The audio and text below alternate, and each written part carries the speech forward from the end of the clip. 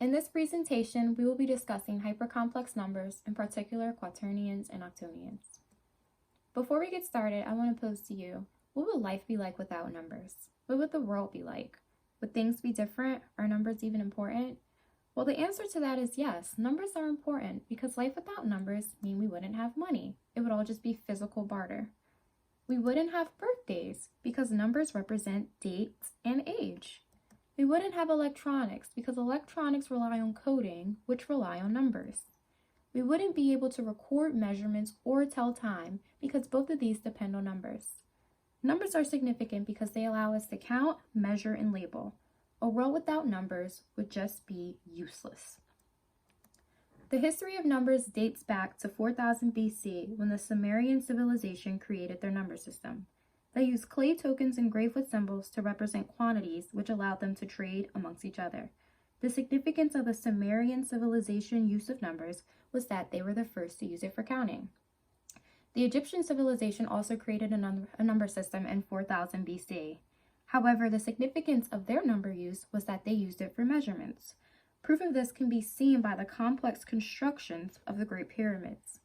Several other number systems were created, but one of the most notable was the Hindu-Arabic number system created in 500 AD. This number system is a base 10 decimal system, which allows us to represent numbers as decimals. This number system was adopted by several other countries and is now the most commonly used number system in the world. Just like there are different types of number systems, there are different types of numbers. We have the natural numbers, which are the set of positive integers, whole numbers, which are natural numbers that include zero, integers, which are the set of whole numbers and their negatives. Rational numbers are numbers that can be expressed as fractions, and irrational numbers are the opposite of rational, meaning that they cannot be expressed as fractions. Examples of this are square root of 2 and pi. All of these numbers, the whole numbers, integers, rational, and irrationals, combine to create real numbers. Real numbers are continuous numbers that can be represented as distances on a number line. The opposite of real numbers are imaginary. Imaginary numbers are numbers which have I. I is a solution of square root of -1.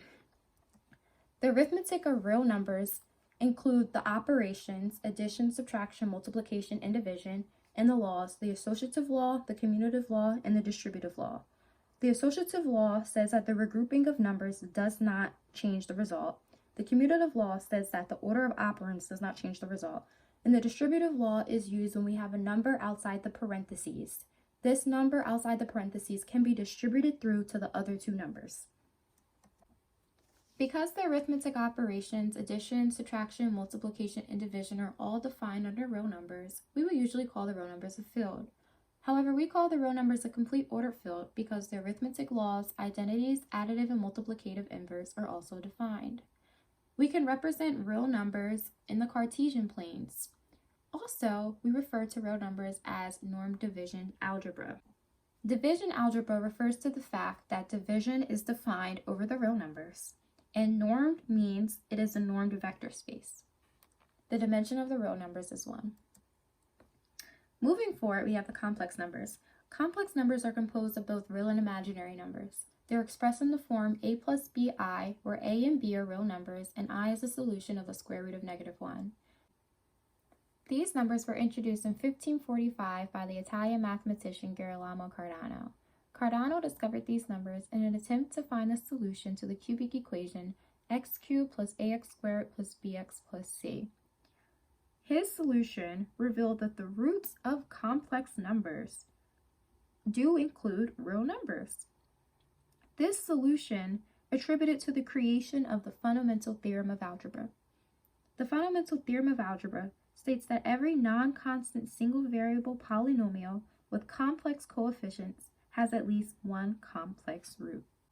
For the arithmetic of complex numbers, we see that addition, subtraction, multiplication, and division are all defined. Addition and subtraction of complex numbers behaves like addition and subtraction of vectors. We add and subtract with the corresponding terms. Multiplication of complex numbers involves using scalar multiplication. For the division of complex numbers, we do this how we divide fractions. When we divide fractions, we multiply by the reciprocals. However, for complex numbers, not only do we multiply by the reciprocals, we also multiply by the conjugate. The conjugate refers to the binomial with the reverse sign. So if we have a conjugate C equal to A plus BI, the conjugate of C would simply be A minus BI. The laws of associativity, commutativity, and distributive all hold under complex numbers. Complex numbers can be geometrically represented on a two-dimensional complex plane. When we represent these numbers as ordered pair, we say that they are a pair of real numbers. When we graph complex numbers, we see that they behave like position vectors. So if you look at the graph on the right hand of the screen, you'll see that the real part of a complex number is graphed on the horizontal axis, and the imaginary part of the complex number is graphed on the vertical axis. There is a dot and an arrow that's connecting the point. So this arrow represents the length of the vector, or the norm. The norm of a complex number can be calculated by taking the square root of a squared plus b squared. By knowing that complex numbers behave like position vectors, this means that we can describe rotations in space for complex numbers. One of the simplest ways of performing a rotation on a complex number is by taking the complex number and multiplying it by the imaginary unit of itself. When this happens, this results in a 90-degree rotation about the axis. We can also represent complex numbers in a polar complex plane by changing the coordinates into polar coordinates. Overview of complex numbers. Complex numbers are made from real and imaginary numbers. They are a norm division algebra because we can define a norm, and division algebra because division extends over the real numbers. Complex numbers is a field because the arithmetic operations, addition, subtraction, multiplication, and division are all held, and it is a second-dimensional number system. So, with mathematicians knowing that there exists the real and the complex numbers, which are both considered norm division algebras, both of them we can add, subtract, multiply, divide, and define a norm, mathematicians wondered, is there a higher dimensional number system? Is there a number system that has the same properties as real and complex numbers? Many mathematicians tried to figure out and create numbers. However, William Rowan Hamilton investigated it by studying complex numbers as pairs of real numbers. His goal was to find a number system that existed in the third dimension. Hamilton devoted 8 years trying to find a number system that existed in the third dimension, until he finally realized it was impossible. However, Hamilton did define another number system that was higher than the third dimension. These numbers are now called hypercomplex numbers. These numbers are hypercomplex numbers are numbers having properties of real and complex numbers. Examples of these are quaternions, biquaternions, octonions, and tessarines. So the numbers that William Rowan Hamilton created are called quaternions. Quaternions were created in 1843, and they are an extension of real numbers. They are a fourth-dimensional number system, and they are expressed in the form a plus bi plus ci plus dk, where a, b, c, and d are real numbers, and I, j, and k are solutions to the square root of -1. Hamilton coined that quaternions consist of two parts, scalar and vector. The scalar part of a quaternion is the real number, and the imaginary parts of the quaternion are the vector parts. So the arithmetic of quaternions. Similar to complex numbers, we see that addition, subtraction, multiplication, and division are all held, and addition and subtraction behave like vector addition and subtraction. Multiplication is scalar multiplication, and division is the same, where we multiply the complex number by the reciprocal and the conjugate. However, when we look at the laws that's now defined, we see that associative law still holds, the distributive law still holds, but now multiplication is non-commutative. Hamilton created the little multiplication chart that's listed at the bottom, which shows that multiplication is non-commutative. If you look at the second row all the way on the left, you see that the product of I and j is k. Right underneath of that, you see the product of j and I is -k. This discrepancy indicates that multiplication is non-commutative. Even though quaternions are fourth dimensional, we often depict them in the third dimension when graphed. When graphed, they behave just like vectors, similar to complex numbers. So because of this, we can define the norm. The norm is equal to the square root of a squared plus b squared plus c squared plus d squared. But something that's interesting is the norm can also be defined as the quaternion times the conjugate of the quaternion, taking the square root of that whole thing. We can now define a unit quaternion. A unit quaternion is simply the quaternion divided by the magnitude of it. By knowing the unit quaternion, we are now able to do spatial rotations, similar to complex numbers. So if we wanted to rotate a quaternion about some angle on an axis xyz, we would have to have a unit vector. From the unit vector, we would construct a quaternion. The quaternion is equal to the cosine of the desired angle divided by 2 plus the product of the unit vector times the sine of that angle divided by 2. We would then take the position in which we started at and multiply that by the quaternion and the conjugate of the quaternion. This result gives you the new components of where you rotated from. Overview of quaternions. Quaternions are made from complex numbers. It's a 4-part number, which consists of 1 real and 3 imaginary numbers. It's a norm division algebra. It's a fourth dimensional number. And we see that multiplication is non-commutative, but it is associative.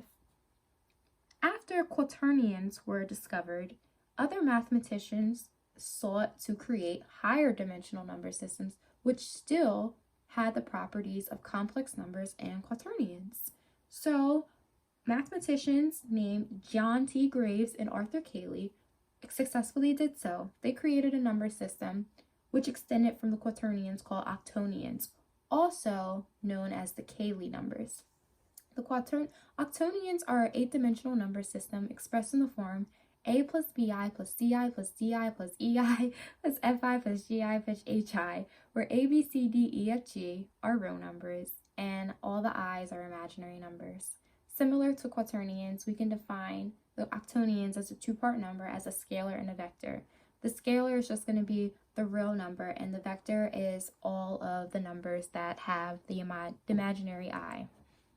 Arithmetic of octonions. Octonions are defined with addition, subtraction, multiplication, and division, but interestingly, we see that the laws are different. So the distributive law holds, but now we see that multiplication is non-commutative and non-associative. If we take a closer look at the multiplication of octonions, we can understand why multiplication of octonions are considered non-associative. So John T. Graves, one of the co-founders of Octonions, actually created the multiplication chart, which makes it easier to perform this operation on octonions. If we examine the chart, we can see that E1 times E2 will give us negative K, and if we do E2 times E1, we get K. This just shows that order matters. Similarly, we can look at the Fano plane. The Fano plane is a plane that has 7 different points, which represent the 7 imaginary parts of an octonion.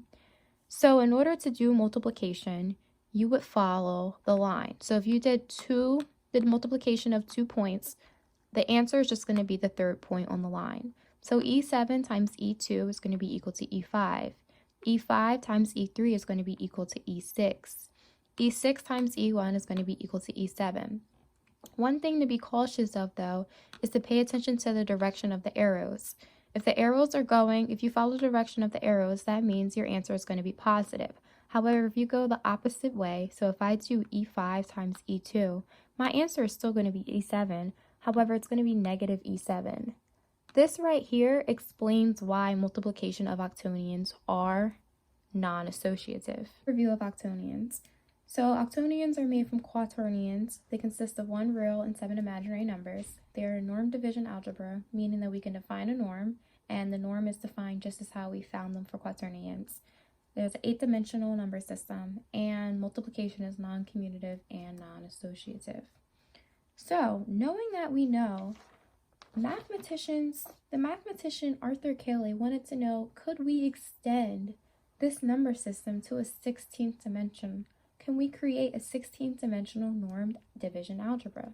So we know that real numbers are 1-dimensional, complex numbers 2, quaternions are 4, and octonions are 8. So he created the Cayley-Dickson construction. And the Cayley-Dickson construction aimed to produce a sequence of algebras over the real numbers, each with twice the dimensions of the previous one. So if you look at this relationship, you can say that complex numbers can be represented as an ordered pair of real numbers. Similarly, Quaternions can be represented as an ordered pair of complex numbers, and Octonions as an ordered pair of Quaternions. So if this goes on, this means if we wanted to construct a 16th-dimensional number system, this number system would act as a pair of Octonions. However, one thing to take note of, though, is every time we extend to another norm division algebra, we lose something. So when we go from real numbers to complex numbers, we lose trivial conjugation. When we went from complex numbers to quaternions, we lost multiplication commutativity. And we went from quaternions to octonions, we saw that we lost the associativity of multiplication. So, Cayley pointed out that due to the non-associativity of the octonions, going from the 16th dimension would mean we would lose the property of division. This negates the whole thing because if we lose division, we would no longer have a norm division algebra. So it came out that the real numbers, complex numbers, quaternions, and octonions are the only norm division algebra. This theorem was eventually proven, and it's now called the Hurwitz theorem. As an outro, one of the interesting quotes that I found while doing this research is kind of humorous, that really puts everything into perspective. It says, real numbers are the dependable breadwinner of the family, the complete ordered field we all rely on. The complex numbers are a slightly flashier, but still respectful younger brother, not ordered, but algebraically complete. The quaternions are the eccentric cousin who is shunned at the important family gatherings. But the octonions are the crazy uncle nobody lets out the attic. They are non-associative.